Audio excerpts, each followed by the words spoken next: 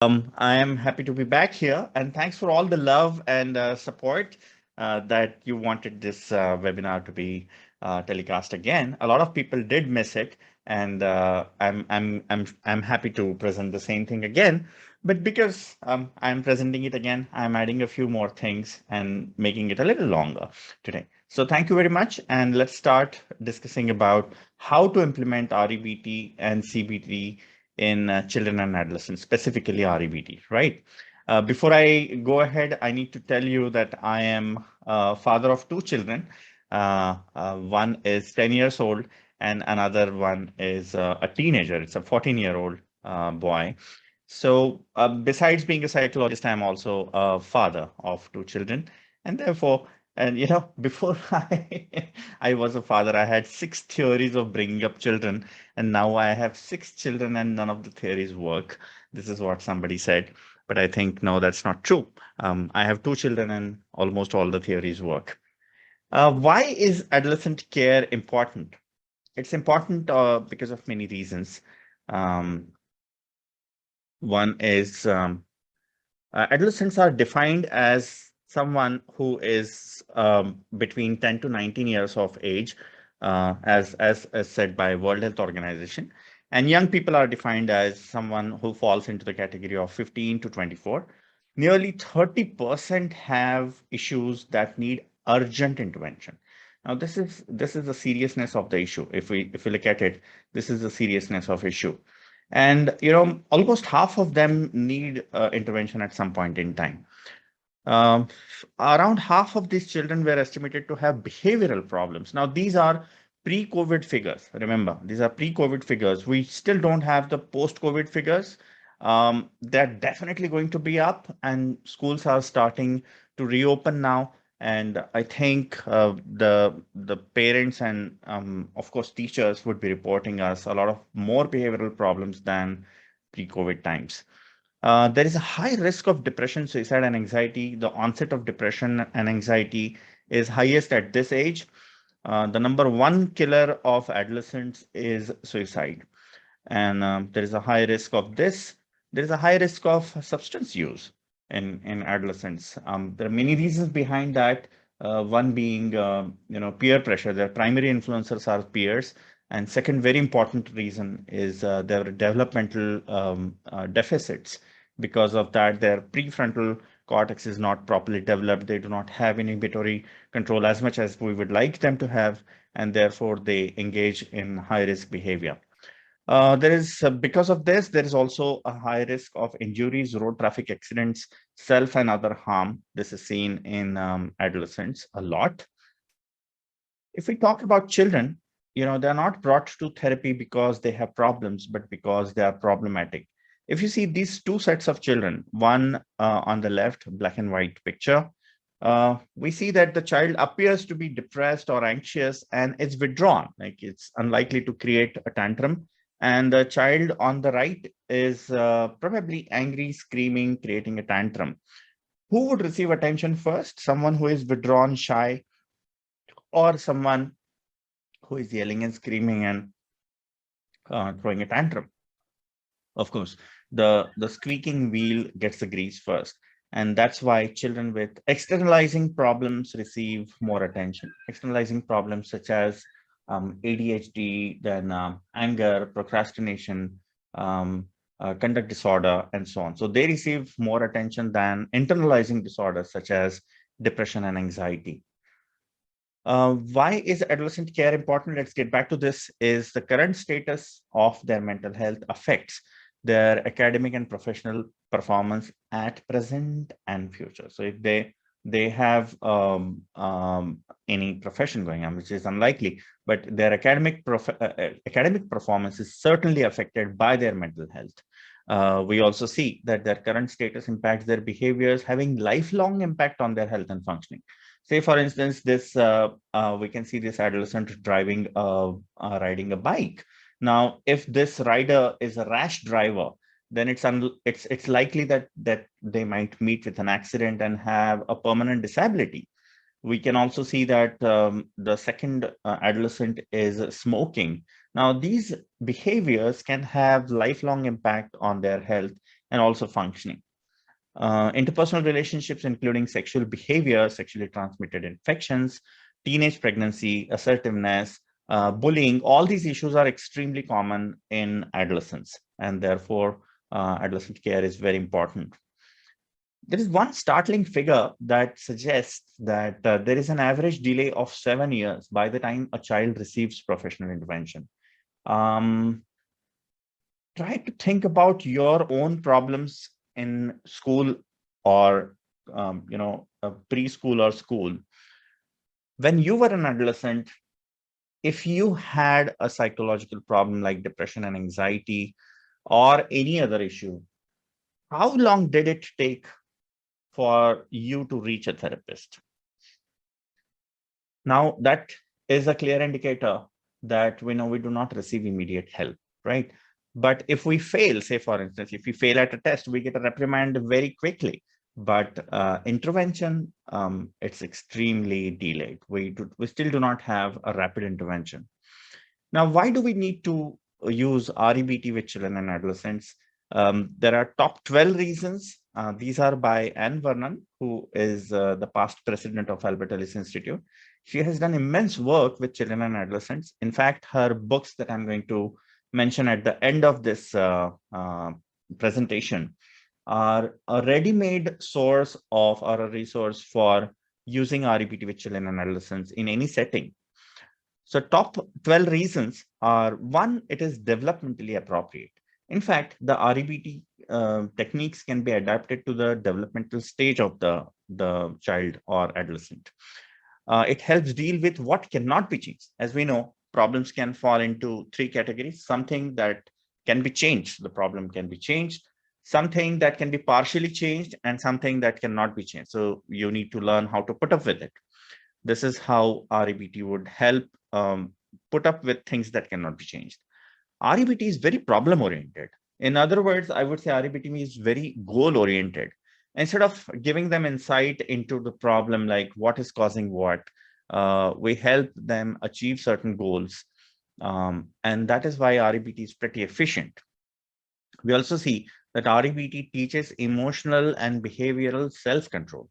So it gives you responsibility of your emotions. It gives you responsibility of your behaviors.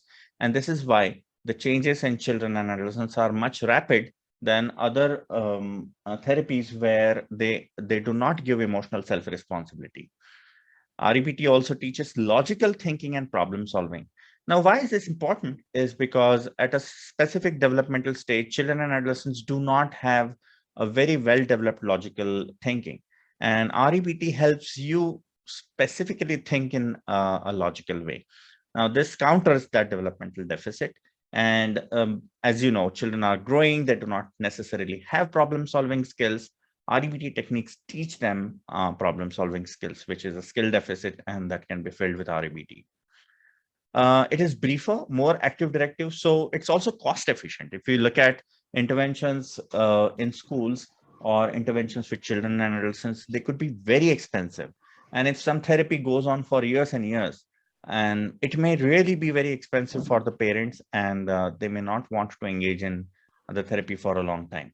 However, therapies like REBT are brief and they are more active directive, so the children receive them better. It is empowering, educating, so the children become independent of the therapist much faster.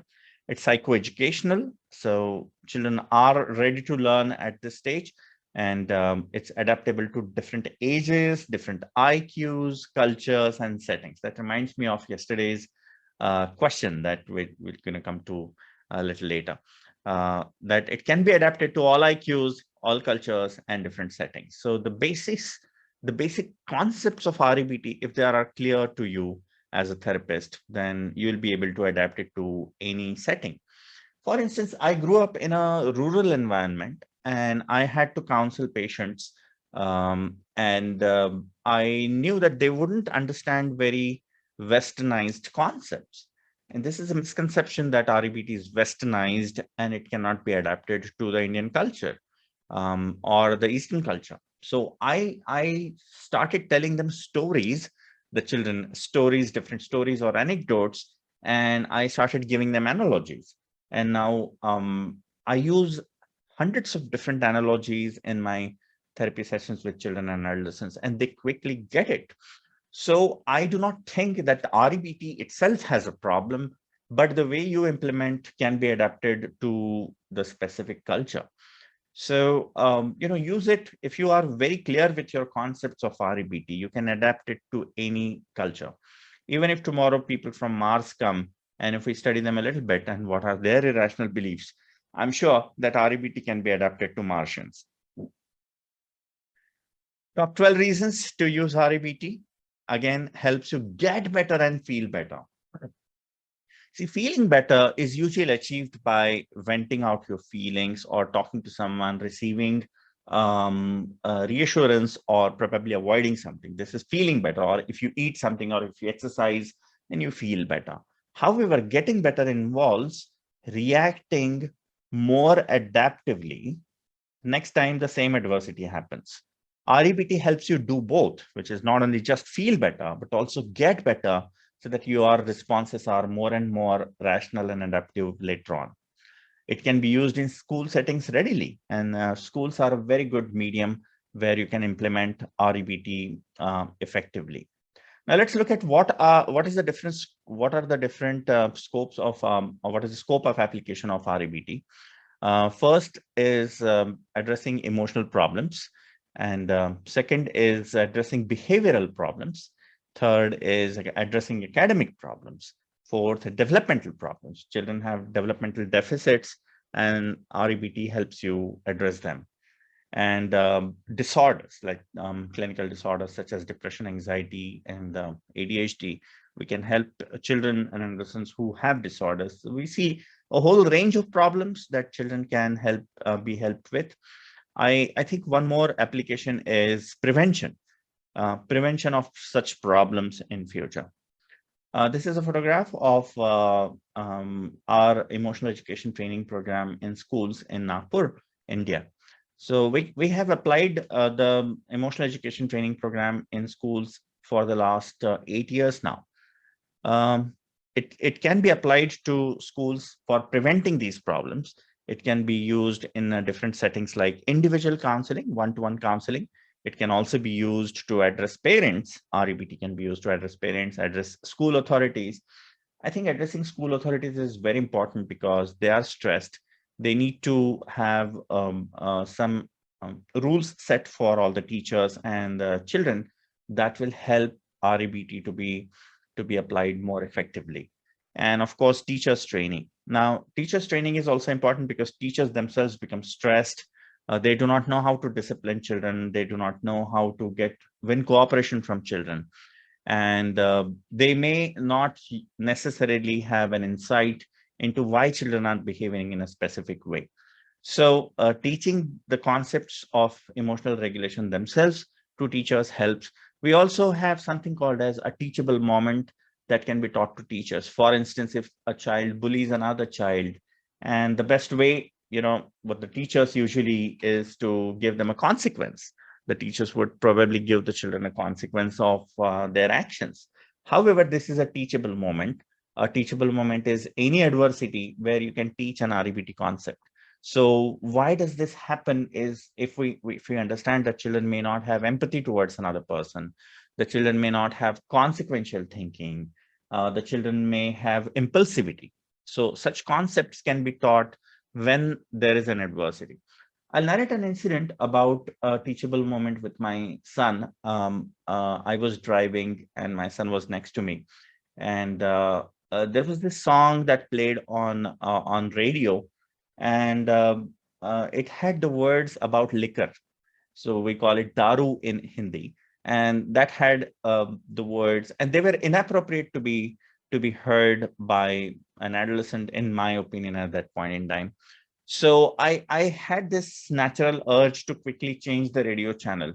However, I reminded myself that no, this is a teachable moment. I need to discuss about this with my child. So I asked my child, does he know what this liquor means? And he said, yes, it means alcohol, and it is a bad thing. And so first of all, my anxiety reduced that he knows that it's not a good thing to have. But then I asked him, why do you think it is a bad thing? And he mentioned that, people lose all their money with alcohol. And I asked him, good, could you tell me more about this? And he did not know. And now he did not know. So it was a golden opportunity for me to educate him the consequences of drinking alcohol and how it can actually affect all areas of your life. And we just had, I would say, 1 minute discussion, and that was it.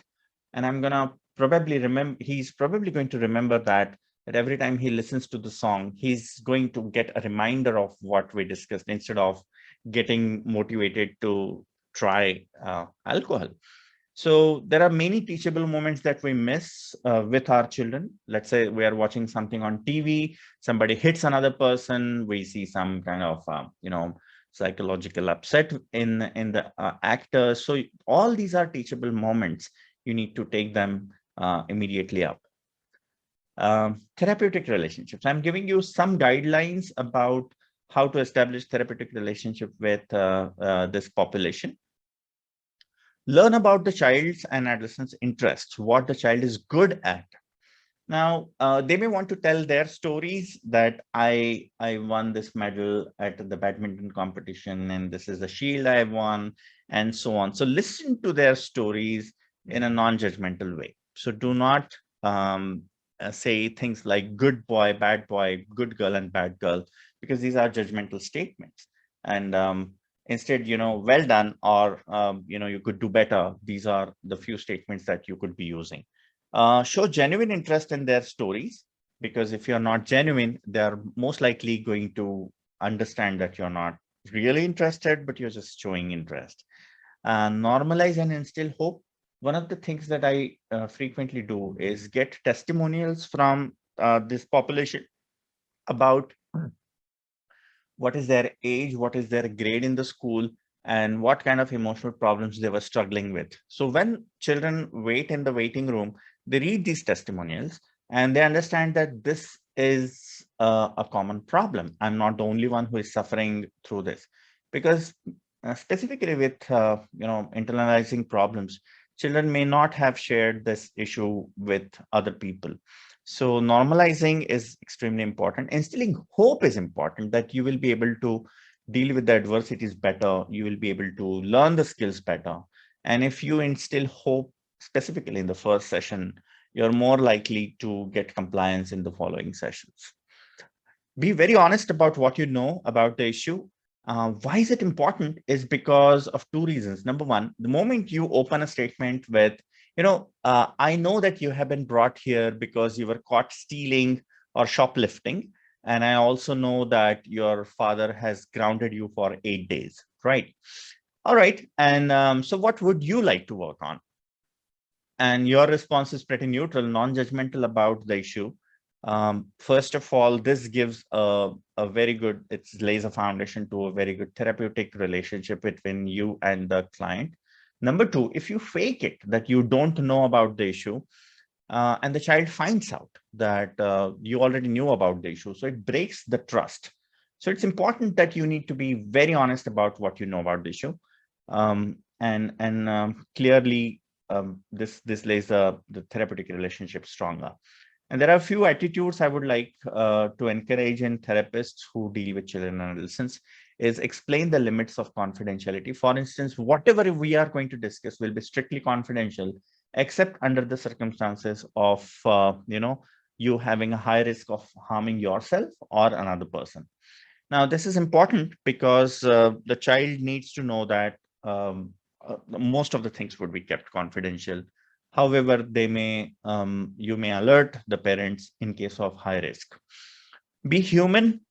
Don't just act like a therapist, or don't just act like a parent or a preacher, right? You need to be human with the client. I give an example of salesperson. I say that, let's say this is a pen. When I do workshops with therapists, I ask the therapist to sell this pen to the next person, and I instruct the next person not to be willing to buy the pen. And this therapist or the trainee, tries different strategies, like this is a great pen, this was used by Abraham Lincoln, and so on. So, so you use different strategies. You do not intensify the same strategy. You do not become aggressive that, you don't have to buy this pen or I'm going to kill you. You don't get aggressive if the other person does not want to buy the pen. In a similar way, you are a salesperson. You are selling the child therapy, and the child is not willing probably to buy therapy. So you're probably going to use a variety of strategies in order to get the client buy your therapy. Be a salesperson, try different strategies, and stay calm. Remember that your client is the most important person in the world at that point in time. Be flexible, be creative. This is very important. If you're not creative, the children get bored very easily. In fact, I have one client. He has very bad ADHD. He's around 10 years old, and he keeps roaming around the cabin all the time. And we have settled upon, he does not want to tell his symptoms. He does not want me to interrupt at all. So we settled upon something that he's going to make a cartoon strip. He's very smart. So he makes cartoon strips where 1, 2, 3, 4, 5, and 6. There are like 6 different sections that he does. He makes these cartoon strips, and then he tells me about his problems in that cartoon strip. Right. So be flexible, be creative, have self-disclosure, disclose something about yourself. The self-disclosure has to be therapeutic. Just a minute. Let's imagine a situation where the child has been brought to therapy for being caught, having beer with his friends at the age of 12. And then you start talking to the child that, what, I was caught having beer with my buddies when I was 9. Do you think this self-disclosure is appropriate? And if not, why? Can someone please raise their hands and tell me why is this not appropriate? Or why might this self-disclosure backfire? Anyone?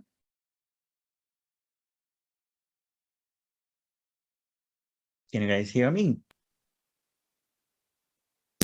Yeah, can I? Yes, please. Yeah, so maybe I feel it can act as a motivation because some, elderly figure is kind of doing it. So he seems that what I am doing, what I have done maybe can be right and not wrong. So that way. Okay. So you're endorsing the patient's or client's behavior. You're endorsing it by self-disclosure. Dr. Amandeep, wow, good to see you after a long time. Go ahead. Actually, sir, it's Nishant. Hi, Nishant. Yeah. So, sir, I feel that, he can very well think, okay, this problem is not problematic because after all, it worked out for the therapist. So, Exactly. So the therapist got away with it. Yeah. And, I could get away with it too. Okay, it sends out a wrong message. Thank you. Thank you, Dr. Nishant. Anyone else? Hitakshi, yes, good to see you too. Same. Thank you, sir. So he might have think that I have done it in 13 years. He has done it in 9 years. So I'm like very late. Something like that kind of a thing he might have thought of about it. I'm a late bloomer. So, he Yeah. might be peer pressured into drinking.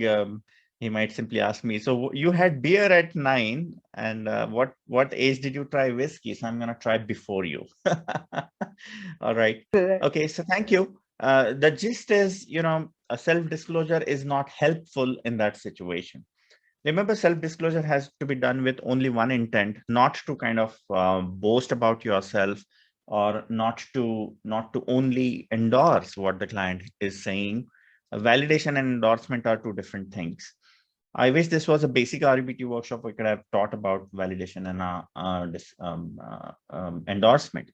However, just because you want to endorse someone, you are doing self-disclosure. This is not appropriate. Another inappropriate way to do self-disclosure is out of your own need to get validation from the client. For instance, you may say, when I was your age, I was even 1 year elder than you. So I won 3 gold medals by your age, and I was always the topper in my class. I feel like you're doing self-disclosure out of your own need to be praised. So do not do self-disclosure for yourself or in an inappropriate way.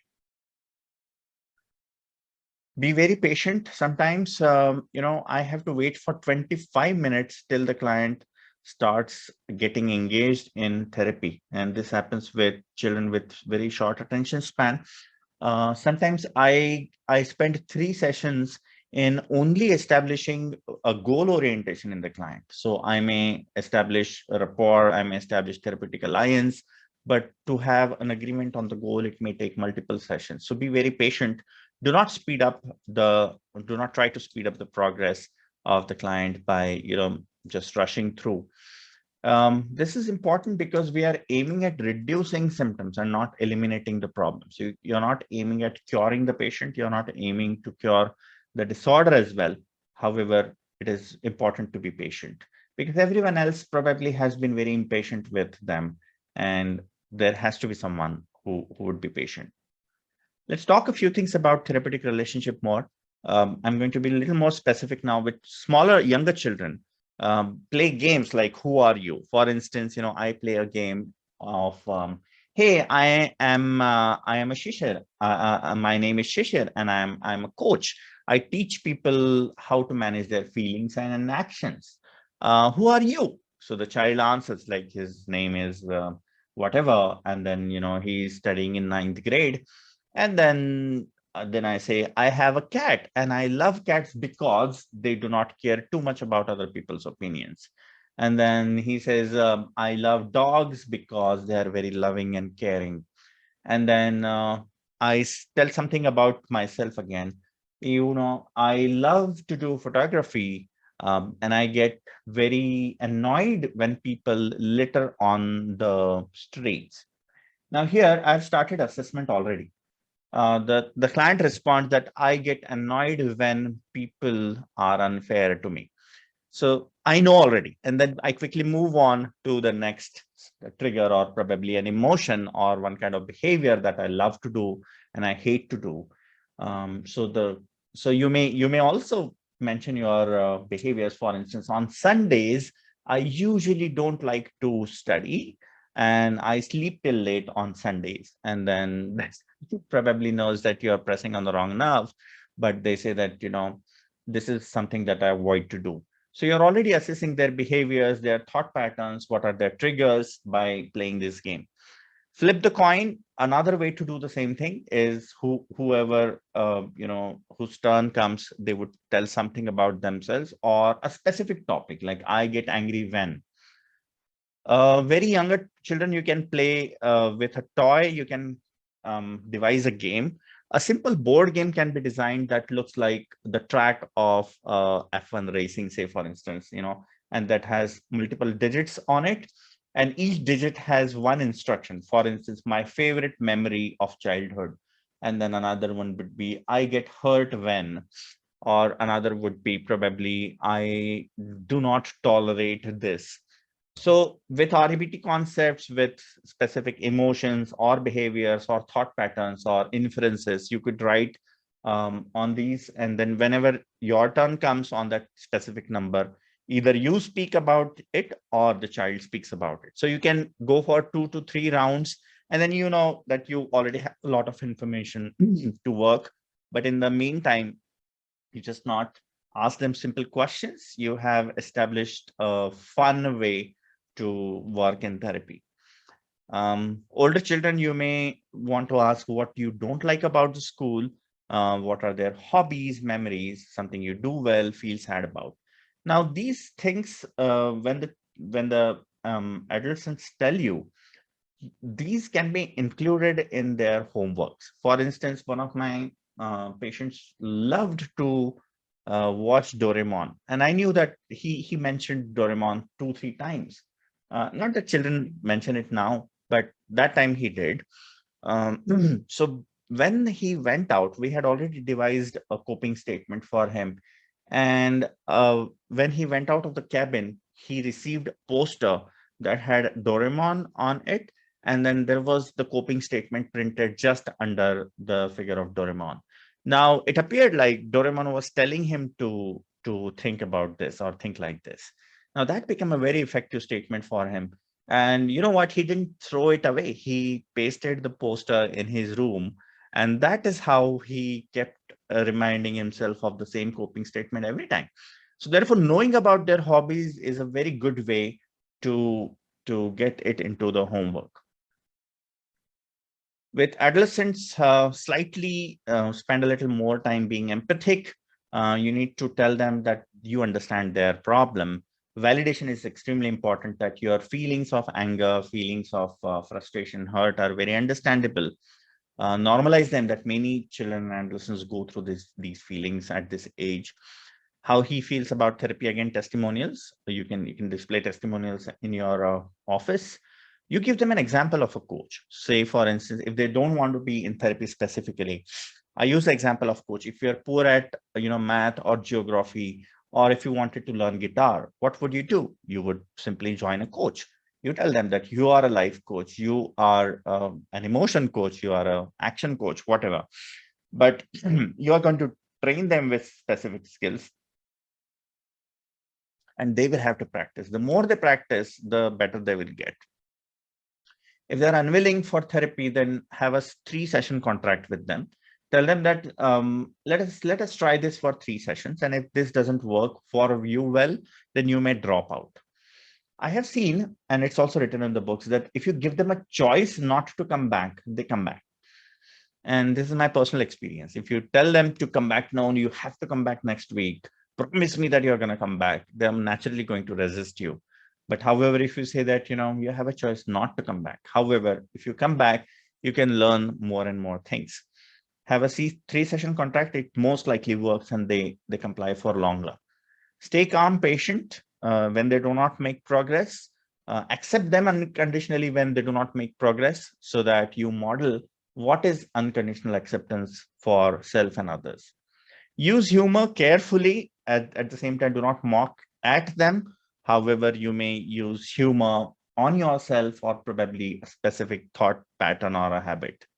Don't get into power struggle. Sometimes I have seen children to try to put you down, and you might easily get offended that I have to win this battle today, because if I don't, then I won't be able to establish an authority over the child. You don't have to be an authority. You have to be just an effective coach. I explained this model to parents, specifically what causes children's problems. And when parents ask a question, what has caused his depression? What has caused his anxiety? What is causing their anger issues? I say there are 3 major factors that influence a child's problem. So the number 1 factor is biology, that includes your genetics, your neurochemicals, your hormones, your blood sugar level, your sleep, your exercise, and anything that has to do with the physical body and brain at a macro or a micro level. The second important factor is environmental factors. Now, environment consists of events, the specific objects, then people, including parents, the mother, the father, then grandparents, mobile phone, iPad, internet, and so on. So there are environmental factors that contribute to the child's problem. And the third one is the way they think. Cognition includes some variety of things, including their personality, their conditioning, their inferences, their beliefs, and so on. So I will be dealing with mostly cognitive factors. However, we need to get the biological factors in control. And a small part is environmental factors, which is, both of you parents, I would need your cooperation in modifying the factors that are modifiable. So ask for help from parents about modifying these factors. And almost all parents do agree that they are ready to help you in order to help the child. Biological factors, this is specifically for people who do not want to take medication. And I say that one of the factors is, neurochemicals that can be done, managed with medication, if at all you're open to it. However, there are other factors that we need to take control of. For instance, sleep is an extremely important factor that we need to get control of. So modifying as many factors as possible helps you get better results. So we're talking about a psychosituational model where the first thing that we need to look at is the consequences that follow the child's behavior. For instance, the child soils his clothes. This is his behavior, and the parents beat up the child. This is a consequence of that behavior. Now, what were the consequences of a specific behavior? The child learns through conditioning, and they may have an adaptive or a maladaptive response because or owing to a specific consequence they have received. So we can use this information to have favorable consequences for desirable behavior, and through operant conditioning, the child learns to act differently. We may also have what we call as a relief of specific negative stimuli by their behavior. This is a negative reinforcement. For instance, they get to go out if they finish the studies. This is negative reinforcement. These are a few things that I would like to tell. Be very thorough with conditioning, classical conditioning, operant conditioning. So consequences of the child's behavior are very important in understanding the disorder or the dysfunctional behavior the child has. Another factor that influences the child's behavior or emotions is the situation that the child is in. For instance, if they are facing a difficult test, then this contributes to the problem. And the third most important is cognition, the personality or the temperament of the child, which includes the child's inferences, motives, rules, self-concepts, and the way child processes the event. What do you think? In REBT, with children and adolescents, do we largely focus on inferences or the irrational beliefs? What do you think? Anyone? Raise your hands. With children and adolescents, do we focus in REBT on inferences or irrational beliefs? Jagruti?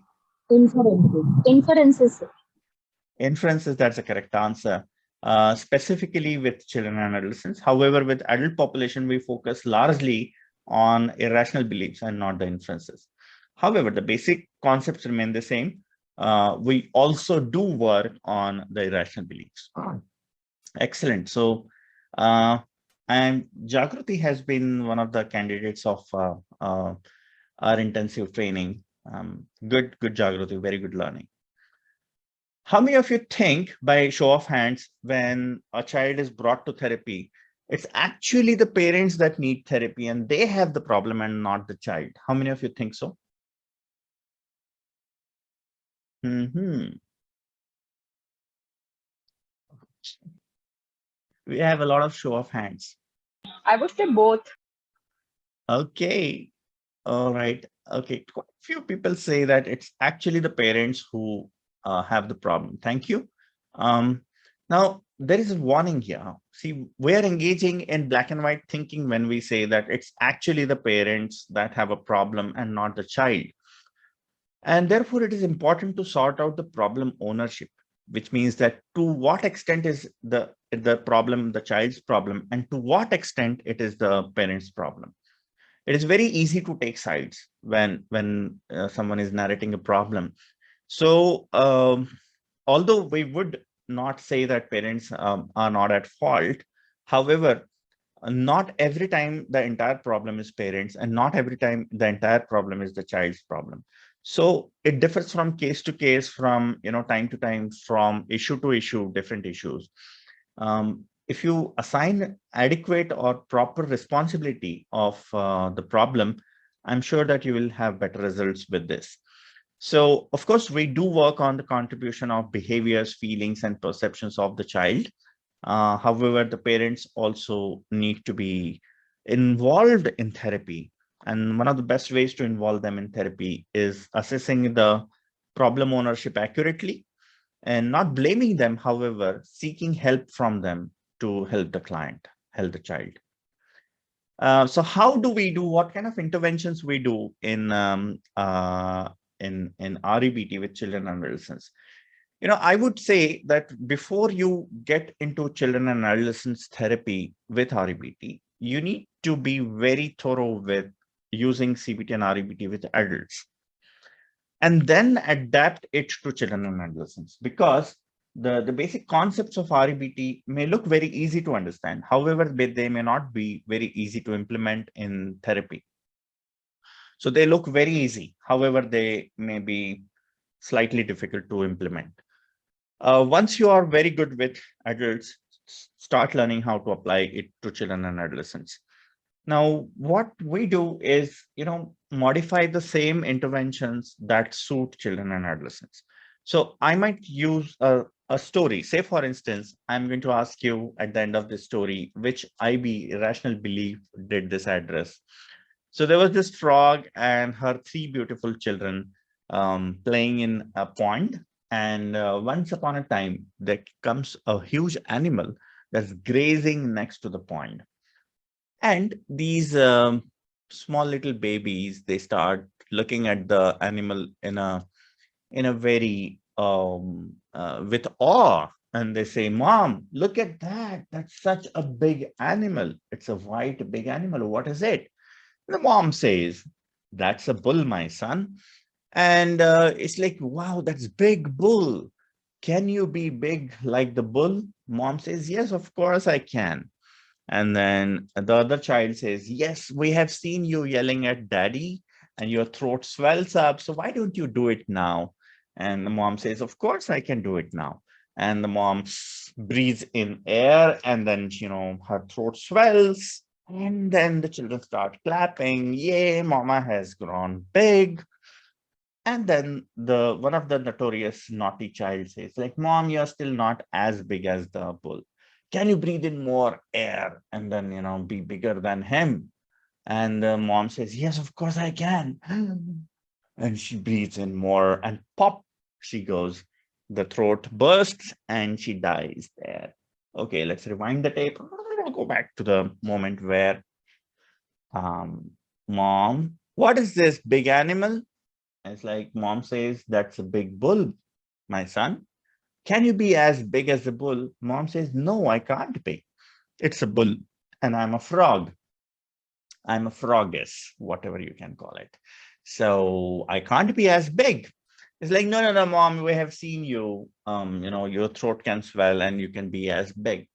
So the mom says, "No, we are frogs and they are bulls. So we can't be as big as them. Hey, have I ever stopped you from playing in the mud or the water? Why don't you focus on your studies or your play? Yes, or your play. Just go back and play." And it's like, "Okay, mom." So these children, start playing. One of the child says, "Mom, please once." I say, "No." So it's like, "Okay, fine." And then they start playing in the water and they live happily ever after. And now, as a therapist, you would probably ask them, "What did you learn in this small story?" Okay, now as a trainer, I am asking you, what did you learn in this small story, and which irrational belief were we trying to target? Anyone? Dennis, she raised her hand.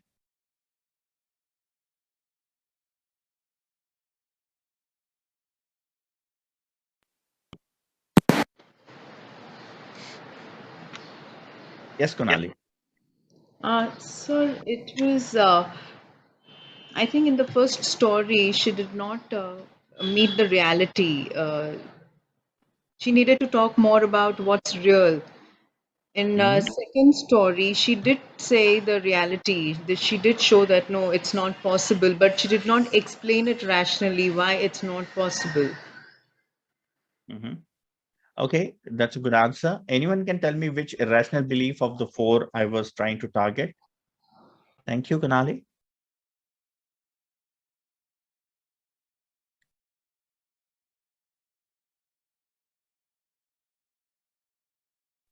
I think that's pretty easy answer if you know the REBT theory well. Anyone can raise their hands? Someone who has undergone REBT training already? How? Or is it demandingness? Demandingness. Okay, three more chances.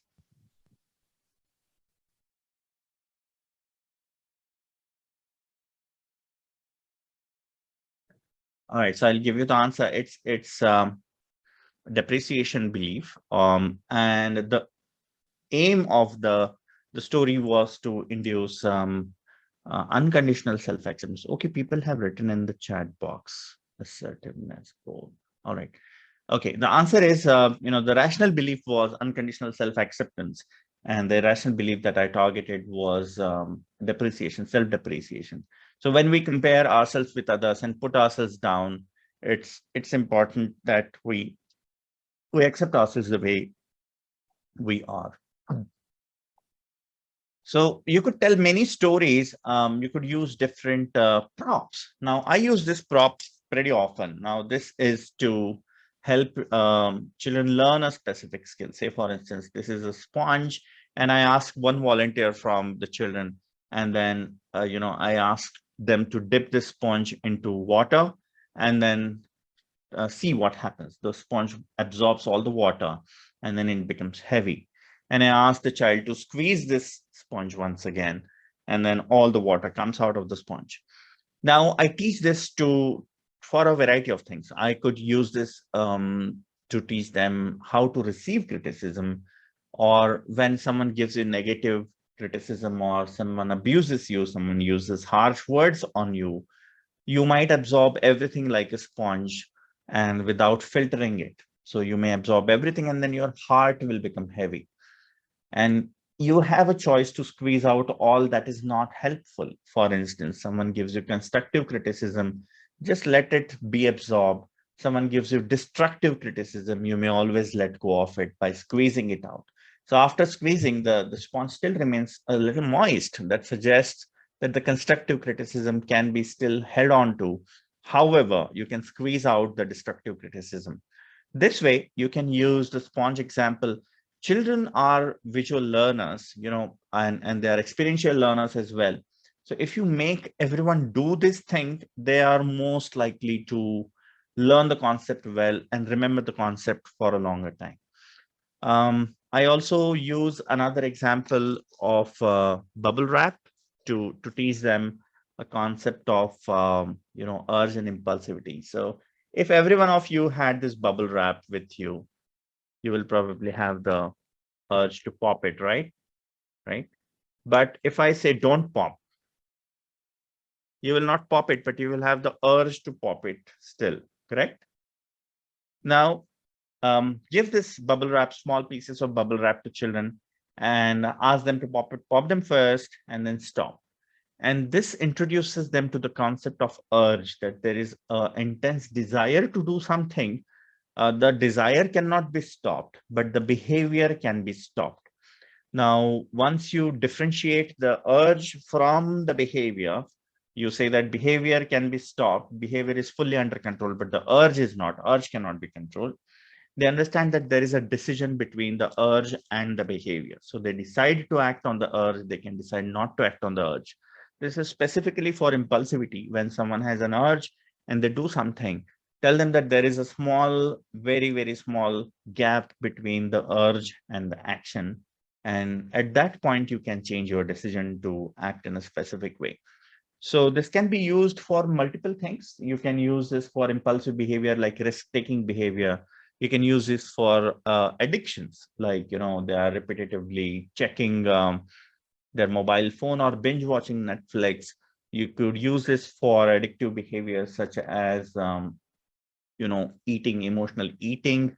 You could also use this for avoidance, that they have an urge to procrastinate, but they can stop the procrastination. However, they cannot stop the urge. So this is the use of props in REBT for using with children and adolescents. You can use analogies in children. For instance, this is an analogy that let us imagine that the criticism appears as something on the screen. You have an option to enter or to delete it. So if the criticism is true, then you can enter it and then you can process it by, first of all, removing the label of the criticism. For instance, you are an idiot, you are stupid, you are failure, loser. Remove that label and only look at what can be modified. For instance, your behavior can be modified, your skill deficit can be filled. See, I'm having the urge and I'm popping it. I'm just going to keep it away. So your behavior can be modified. There is skill deficit or knowledge deficit that can be filled. So this way you can teach them to delete or process a specific criticism. So you can use analogies. Various analogies can be used for various concepts. I use this analogy pretty often. This is a cactus. Now, specifically after the COVID, when children have started going back to the schools, we can use this analogy of cactus. Is cactus has learned to adapt itself to very harsh conditions, and it even blooms in harsh conditions. So adaptation is a quality that you can learn, which is adapting yourself to harsh environment. It also has its own thick skin. It does not say that I wish I was in Shimla and then things would have been much nicer, but it says that no, let me do some changes in myself. Adaptation does not mean compromise, where in compromise you let go of your interest, and adaptation you keep your interest in mind, which is what is your goal, you keep that in mind. However, you use a variety of strategies to achieve your goal. So you could teach concepts like this with small little props. You can also use this analogy with children. This is a mosquito or a bug zapper, and you could say that have you ever zapped the mosquitoes with the zapper? They say like, yeah, we all have done that. I think that is the greatest invention of mankind in the 21st century. It's like, of course it is. Yes, it is. So imagine that there are some negative thoughts that are coming to your head. Now observe all these negative thoughts in your head. First of all, observe, and then observe the thoughts that are not true. Just because you think something does not necessarily mean it's true. For instance, my mom does not love me. Nobody loves me. I failed at the test. Now, out of these, there is one thought that is true, and there are two thoughts that are not true. So one thought is I failed at the test is true, although it is a negative thought, but it is realistic. And nobody loves me is a negative thought, but it's not true. So you could imagine yourself zapping these thoughts. So you zap these negative thoughts that are not true. You could also teach this with, zap the thoughts that are not helping you. So you could use either evidence-based strategy, which is zap the thoughts that are not true. You could use a pragmatic strategy, which is zap the thoughts that are not helping you, right? This way, they can just learn to first observe the thoughts over their head and then zap the thoughts that are not helping them or they are not true. Now, in preventive emotional education, I have this is a photograph from our school program where we gave them first chits of specific thoughts. So this was the script of a specific emotion. And we also gave them the labels of emotions, and they attached to the ice cream sticks. So they had to mix and match. So these children were able to identify the specific script and the associated emotion with it. So, in this game, we actually gave this shit to one boy, and he was holding it with, with himself and showing it around that this is my script. And another boy had the emotional label with him. And then he would run around or look around in the room to find the partner. So this is finding the partner. Now, a very simple concept, but we made it into a game. It lasted for 20 minutes. It was so much fun when they exchanged their, emotional labels, and they were able to find out other emotional scripts as well. So a fun game, you can include activities to teach the same concept with children. Now, this is a concept. I'm going to ask you, what can you use this with? So we asked the children to bring pots from their home, and then we asked them to sow 5 different seeds. So these were common seeds that they were found at home. For instance, coriander or cilantro seeds. There were cumin seeds or jeera seeds. There were fennel seeds or soft seeds. There were mustard seeds and wheat, and different kinds of daily things that they can find in their home. So they were brought to the school, and they sowed them, and they took care of them for like 2 to 3 weeks. And we observed that all the different saplings grew at a different rate. Now, these saplings were, some were taller, some were shorter, some were, some had more leaves, some had less leaves. Now, these are specifically adolescents we are talking about. Now, what can you use this with? What concepts can you teach children with this experiment? Say they observed the growth of these saplings over a period of time. What can you teach the children with this? Anyone?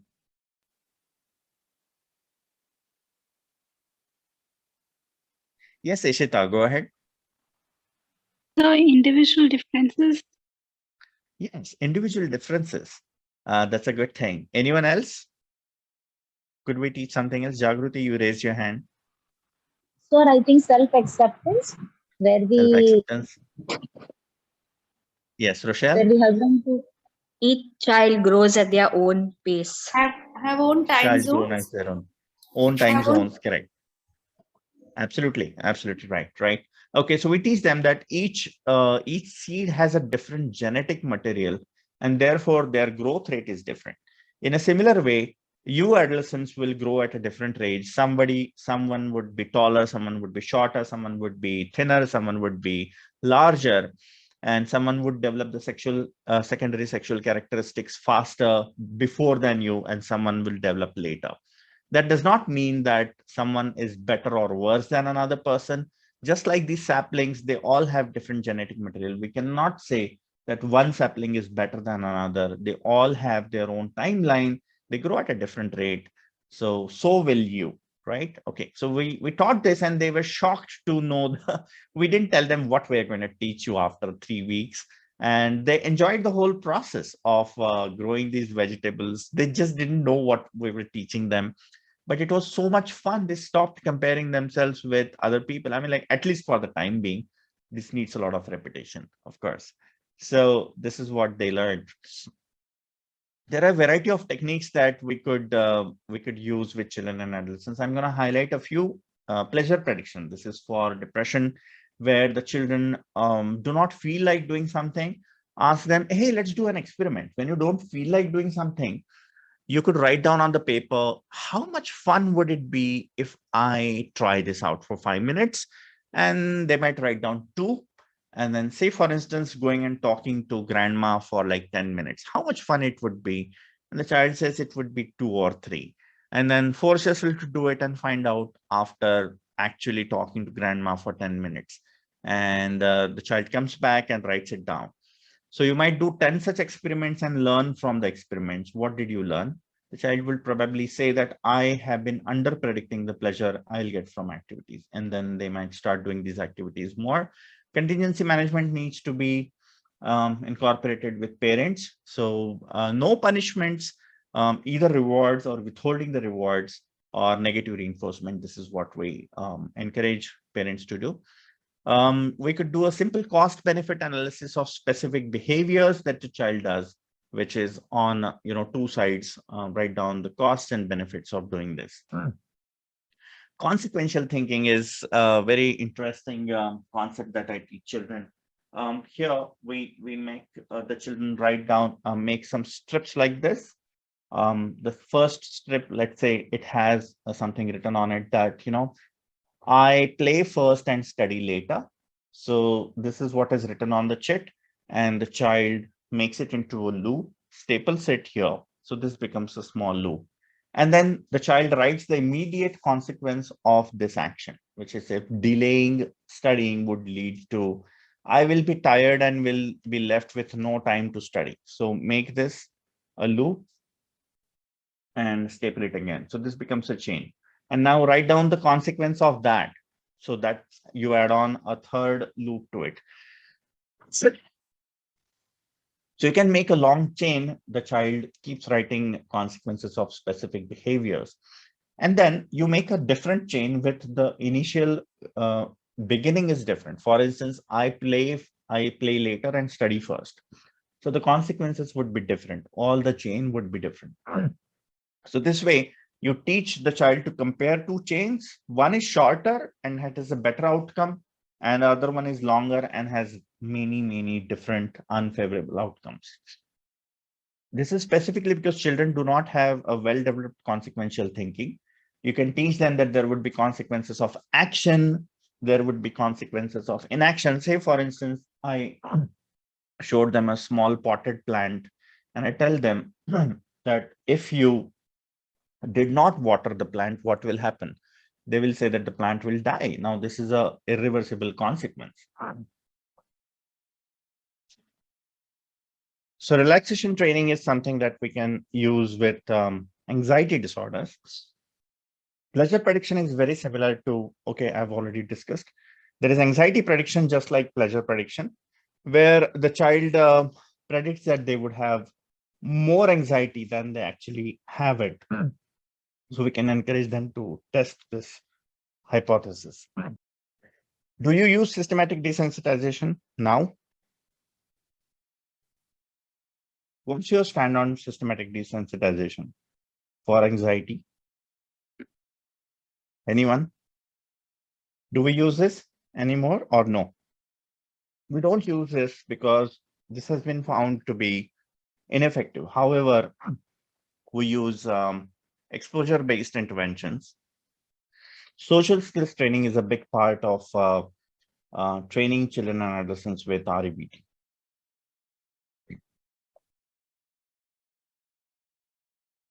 What do you call homework? Do not use the word homework with children. You could use alternative names like practice, action plan, build your toolkit, self-help assignments, or stick assignment, which is show that I can. You could also use the word experiment for the next session next week. So this is how we can use REBT with children and adolescents. Of course, this is just an orientation program, and you can get a lot of information about how to use this with children with these specific books. Anne Vernon's books like What Works When with Children and Adolescents is an amazing set of books actually that helps you get ready-made handouts to use with children and adolescents in individual setting, in school setting, in preventive care settings. A lot of work has been done. You could look up for more titles by the same author, but if you're interested more with disorders, then this is the book that you can use with by Albert Ellis and Michael Bernard. So you could follow my Instagram handles like Morphic Minds and lifehacks_forever.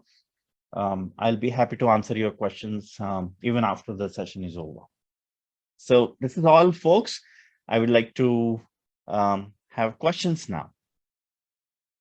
Anyone with the questions? The age group, you know, this handset, this book has 3 different books in it. So it is for different age groups.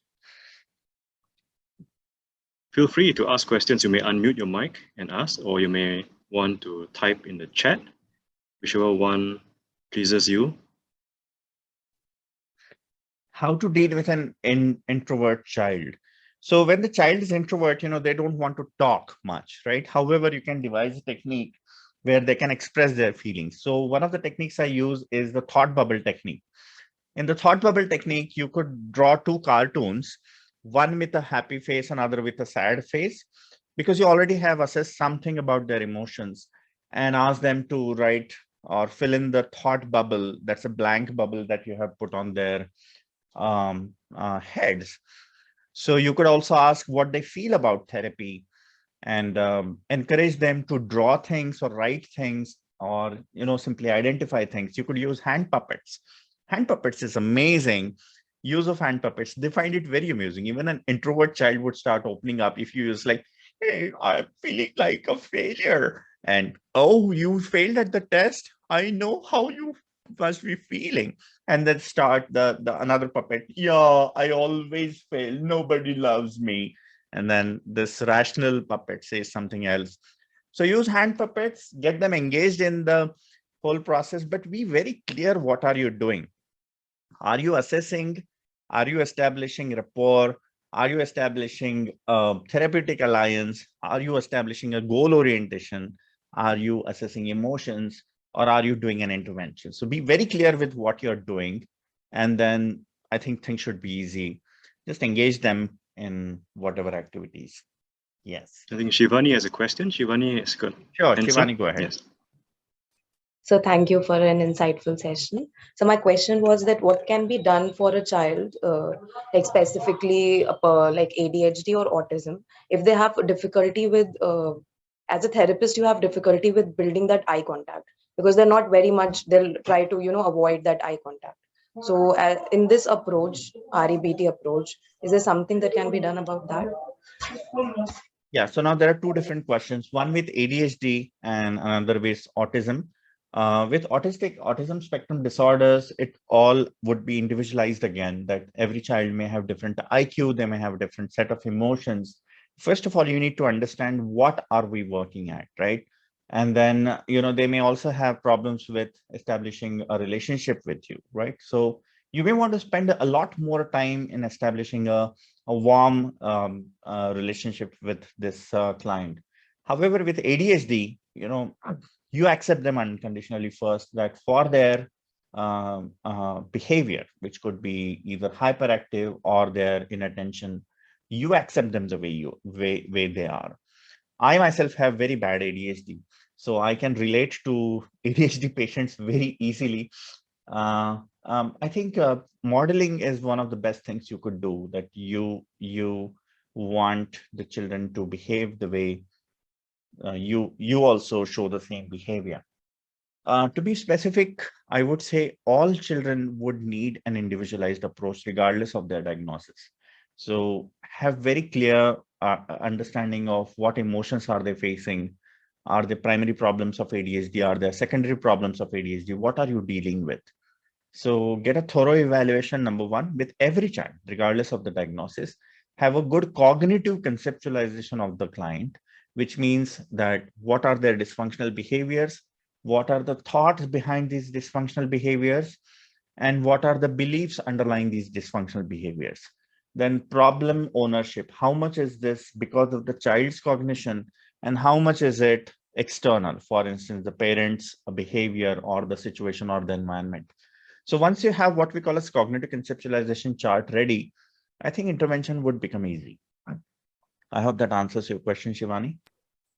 Yes, sir. Thank you. All right. Thank you. Trupti, go ahead. Good afternoon, and thank you, Dr. Shishir, for this wonderful session, actually. A lot to learn from you. My question here is for adolescent girls, especially, they now the trend is that most of them have boyfriends. Now, I have a client who whose daughter has a boyfriend from other religion, and the daughter is not ready to leave him, and ready to move to hostel. I mean, that is the extent that is going on actually in the family. So it's really worrisome for the mother because she's a single mother. So and daughter is not will not be ready for the counseling sessions, therapy sessions. So how can we handle this kind of situation? Okay. Now we only have the mother who is accessible to counseling, correct? Yes, correct. We only have the mother, right? Now it is important for we to understand that there is a cultural difference between the mother and the girl and the boy, right? Okay. So what we need to do is to help the mother modify her reactions towards the child so that she can influence the child better, right? So that the child and the mother listen to each other, right? Yeah. And explain to the mother that why is this happening? First of all, I would again say go for a thorough evaluation of the mother and the child both. And we do not know that whether this is a disorder or no, but it is leading to a practical problem for sure, right? So if the mother explains to the child in a specific way, the child may consider her mother's interventions. But currently it looks like the child is not considering even mother's interventions. So explain to the mother, why does this happen at this age? is because of lack of consequential thinking, or there is a lot of peer pressure. We do not know why the child is engaging in a behavior that is not, that is inappropriate as per the mother, right? So do not take sides, but help the mother again establish our communication with the child more. Again, thorough evaluation of both of them. Yes. But the evaluation of the child is a bit challenging because definitely she will not be the part of the therapy session actually. So evaluation is a challenge. We could only help the mother communicate better with the child. You might ask the mother, how does she feel when this happens, specifically that the child does not listen to you? And then what does she do when the child does not listen to her? And explain her the difference between discipline and obedience, explain her the difference between impulsive behavior and something that is non-impulsive behavior. So you could probably help the mother communicate better with the child. That's it, but you can definitely say that we have limitations here. Sure. Okay. All right. Thank you. Thank you. So Difficult much. question, no specific answer. Again, Yeah. help the mother as much to communicate better. So we have a question, how to deal with a stubborn child and child who doesn't listen out. When I say no to my 5-year-old, I hate you. Okay, so now there is no blanket answer to this again, but I'll give you one specific clue that you hate me or certain specific things that I do. Then the child may say that, I hate it when you pull the mobile phone away, or you keep telling me to study and you don't let me go out to play. So you hate certain things about me, right? And then that end of the discussion. So again, you may also talk, what are the things that you hate? And then this is one that you may list down, the child may list down what are the things they hate about you. From I hate you, I come to I hate certain behaviors. Then the 5-year-old does not have very good logical thinking, and that's why they probably think that whatever they are doing, whatever you are doing is probably against them. This is because of the developmental deficit. You need to stay calm. You need to help the client understand that there are many reasons for the same thing. So say, for instance, the baby is crying. There could be 3 different reasons why the baby is crying. Similarly, when I say no to you for a specific thing, what could be the other reasons why I say no? However, the child is just 5 years old. Again, we will have to evaluate the child, and I would expect you to model calmness and patience with this child who is not listening to you. You also probably need to understand that there is a difference between discipline and obedience. For how many sessions? We would usually recommend 8 to 12 sessions for adults and children both. How to deal with a boy child who is struggling with acceptance from, I'll just come back to all of you. I'm just answering the questions that have been written. Acceptance from other boys because he's more in touch with his feminine side. All right, okay. So here, again, very good role modeling, and accept the child unconditionally for their behavior. And you explain to them, gender roles, and how society has the stereotyping, the difference between stereotyping, distribution of work, and so on. And if you accept them unconditionally, just learn to accept unconditionally. So teach them how to accept yourself unconditionally for whoever you are, right? So I think unconditional self-acceptance, if they accept themselves unconditionally, it would matter very little to the person if others don't accept, right? Yes, go ahead. Somebody had a question.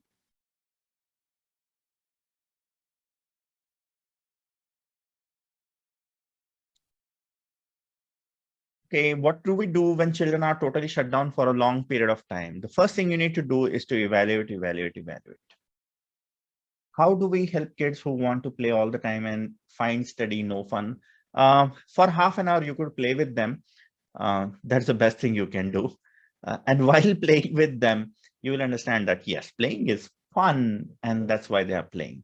However, you could have a family discussion about the time of play, when would they play, where would they play, and what would be the consequences of overshooting their time. Say, for instance, you have dedicated 2 hours of playing, and they have exhausted the data, exhausted the quota of that day, and then they overshoot by half an hour, right?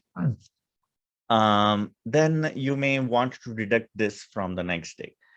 So if you have a very clear and firm understanding of this, be it screen time, be it play time, and be a little flexible, you could be flexible. You can have a 20-minute extra, but not more than that, right? Okay, so have a consequence associated with overshooting time.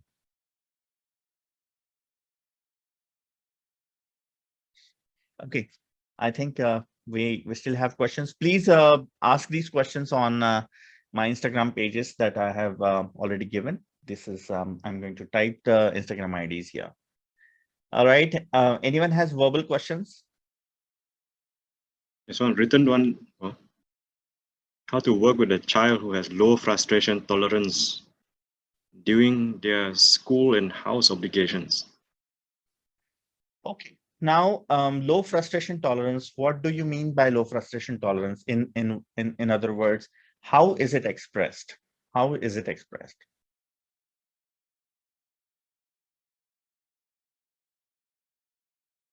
Low frustration tolerance. How is it expressed?